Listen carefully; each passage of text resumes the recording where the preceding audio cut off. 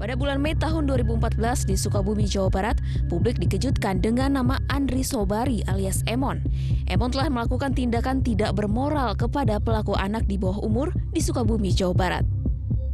Masih di bulan dan tahun yang sama, pelaku berinisial AN, seorang pelajar kelas 3 SMP, melakukan sodomi terhadap anak tetangganya yang berusia 9 tahun di Kabupaten Rokan Hilir, Riau.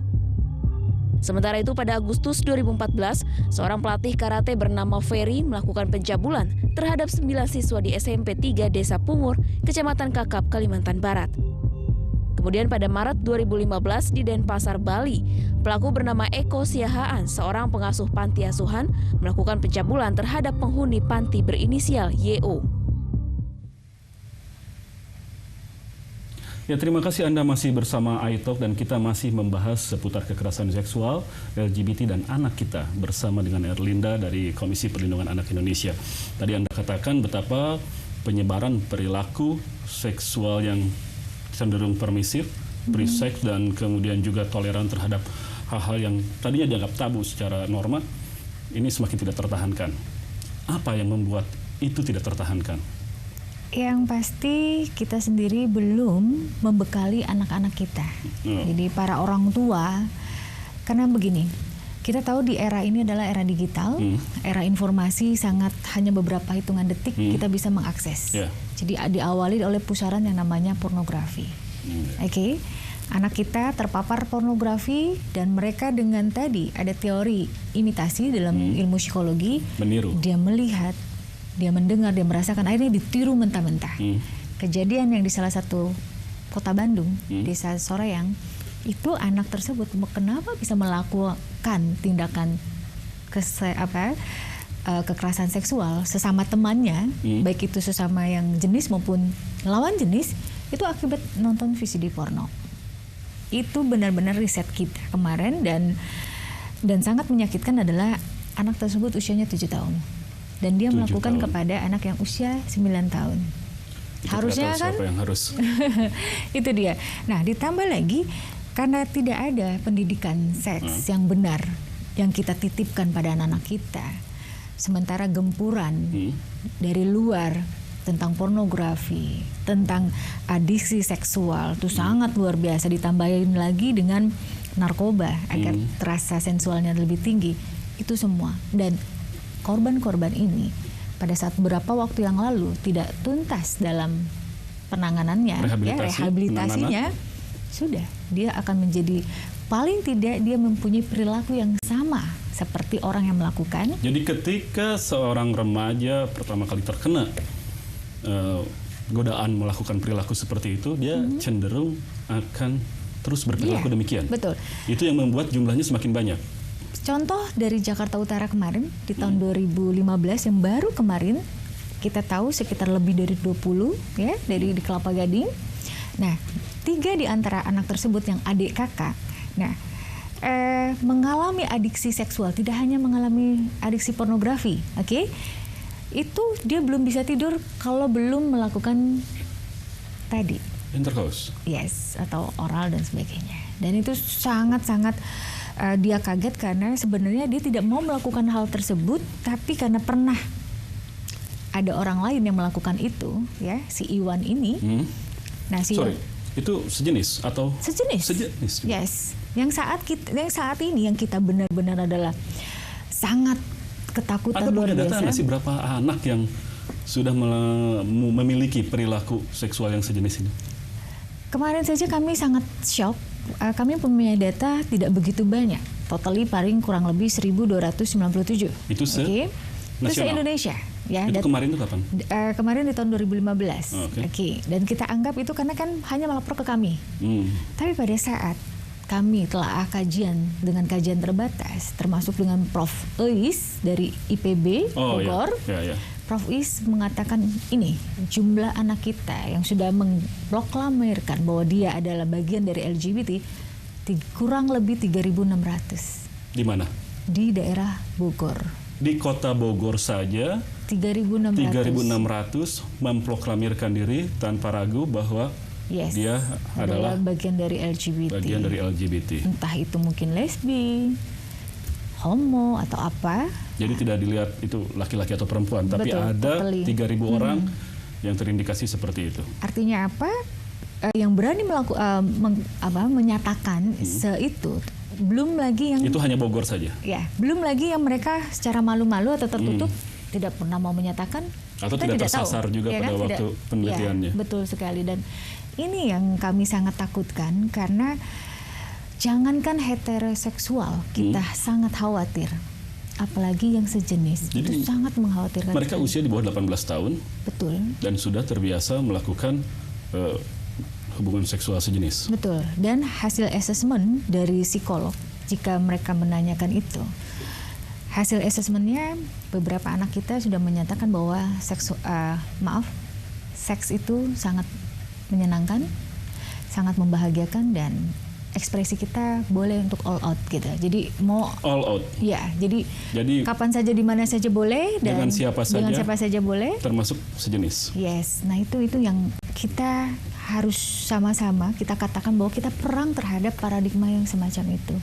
Apa jadinya dunia ini? Artinya perilaku itu sudah menjadi benar-benar gaya hidup di kalangan anak remaja. Ada dugaan, kami menyatakan dugaan, ini seperti kita kutip tadi Kementerian Agama, Pak Lukman yang menyatakan bahwa ini adalah suatu ancaman sosial. Yes, kita agree terhadap itu. Ancaman sosial ini sangat luar biasa karena sangat permisif dan masif mereka melakukan itu. Dan ternyata kenyataannya, kita bandingkan, jangankan di tahun 2010, di tahun 2013 saja, jumlahnya cukup sedikit. Tapi saat sekarang, 2016, seperti bom meledak. Kita sudah punya undang-undang anti pornografi, perlindungan anak, lalu kemudian juga KPI begitu ketat juga sekarang terhadap acara televisi, tapi Anda menunjukkan data bahwa semua itu seolah-olah tidak berpengaruh terhadap penambahan jumlah perilaku. Karena kita tidak berada pada level pencegahan.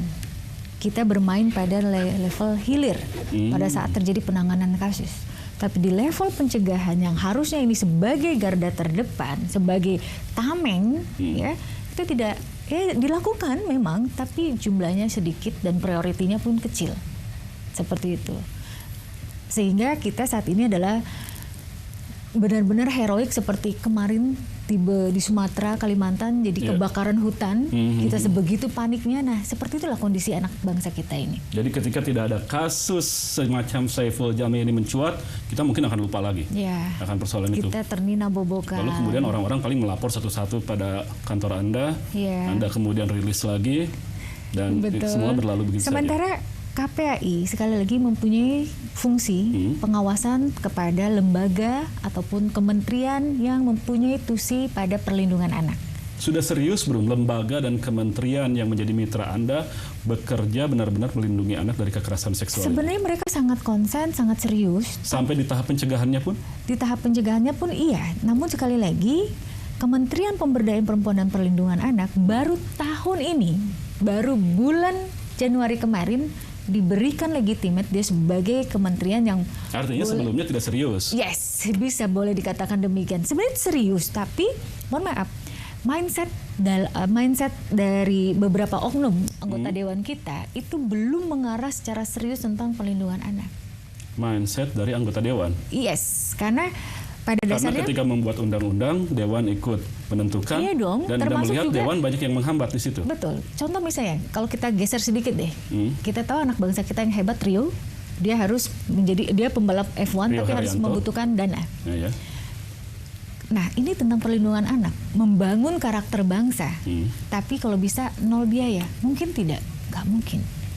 Sementara infrastruktur dibangun sebegitu banyak uang triliunan. Tapi bagaimanapun juga orang kemudian menyatakan bahwa berdasarkan riset di level internasional, UN dan lain sebagainya, ini bukan dalam soal LGBT bukan sebuah penyakit. Kata siapa? Kita tahu negara itu yang dikampanyekan. Iya, tapi itu kan hanya kulit luar dan hanya sekelompok kecil. Di Jerman kita tahu negara yang ateis mereka itu, ya. Mereka lebih banyak mengedepankan bahwa ya tidak beragama itu lebih baik dibanding saya beragama apapun. Itu di Jerman saja mereka menolak LGBT. Iya. Okay. Bagaimana dengan hak asasi manusia? Nah, di sini kami katakan bahwa jelas setiap manusia, setiap diri person masing-masing mempunyai hak asasi. Oke, tapi tolong dong dilanjutkan di pasal 28J Undang-Undang Dasar 45 J dinyatakan bahwa setiap manusia mempunyai tadi hak, tapi dibatasi oleh hak orang lain, yaitu dengan undang-undang. Nah itu tidak pernah dibicarakan oleh orang semacam Tapi itu. kalau misalnya di antara dua orang, lalu kemudian dua-duanya memiliki preferensi seksual yang sama, Gelombang yang sama-sama saling sama, menyukai, lalu mereka mendeklar bahwa oke, kami saling suka. Yes, come on. Tapi kita hidup di dunia yang mana? Kita Tapi Indonesia. hak asasi manusia kan universal. Ya, memang sekali lagi saya secara pribadi maupun lembaga tidak pernah menantang yang namanya itu hak asasi manusia bukan universal, tidak. Tapi sekali lagi, hak itu dibatasi oleh hak orang lain. Dan anak-anak itu punya hak yang porsinya lebih besar dibanding mereka yang LGBT. Mengapa? Karena yang LGBT belum ada legalisasinya. Oke? Standing legalnya belum ada. Tapi anak-anak dari tahun 99 pada saat kita meratifikasi Konvensi Hak Anak, dan kita saat ini sudah 2 kali mempunyai revisi Undang-Undang Perlindungan Anak, jelas di situ bahwa hak anak prioritinya lebih besar dibanding orang-orang itu. Sehingga kita katakan kalau saya mau ada logikanya seperti ini, saya misalnya mau punya Ferrari, saya boleh dong kebut-kebutan mobil-mobil saya, tapi jangan salah, ada undang-undang lalu lintas. Tidak boleh semaunya saja. Jadi Anda mengatakan bahwa ada undang-undang perkawinan di sini, lalu betul, kemudian ada juga undang-undang pornografi, ada undang-undang kependudukan. Artinya mereka tidak bolehlah untuk melakukan promosi, lalu kemudian untuk mengkampanyekan hal-hal yang seperti itu selama undang-undang ini masih ada. Iya. Kita akan lanjutkan lagi dan masih banyak masalah yang tentunya perlu kita pikirkan terkait soal kekerasan seksual LGBT dan anak-anak kita ini. Pemirsa, jangan kemana-mana, kami akan segera kembali.